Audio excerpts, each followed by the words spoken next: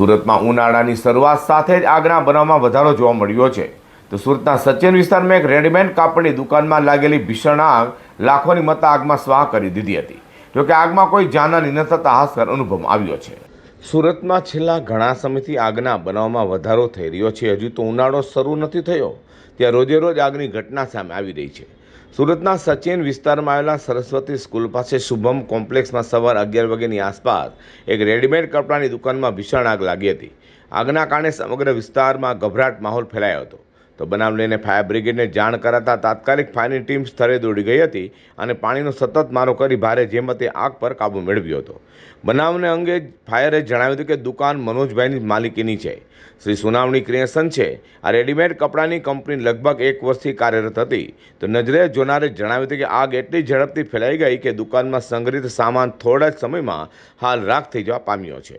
જ્યારે પ્રાથમિક તપાસમાં શોર્ટ સર્કિટને કારણે આગ લાગી હોવાનું જાણવા મળ્યું છે.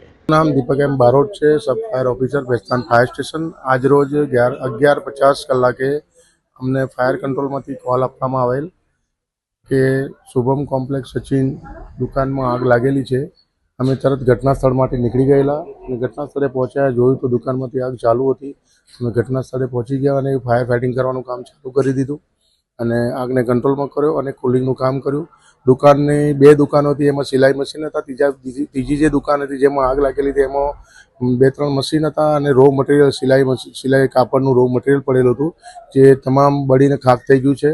પાર્ટીના જણાવ્યા પ્રમાણે શોર્ટ સર્કિટથી આગ લાગેલી છે અને પાર્ટીના જણાવ્યા મુજબ એમનું એવું કહેવું છે કે અંદાજિત 15 લાખનું નુકસાન થયેલ છે. રેડીમેડ કાપડના દુકાનમાં લાગેલી ભીષણ આગમાં દુકાનમાં સંગ્રહિત તૈયાર માલ, કપડાં, અન્ય વસ્તુઓ સંપૂર્ણપણે બળીને ખાખ થઈ જવા પામ્યા છે. જેના કારણે અંદાજે 15 લાખ રૂપિયા નુકસાન થવા પામ્યું છે.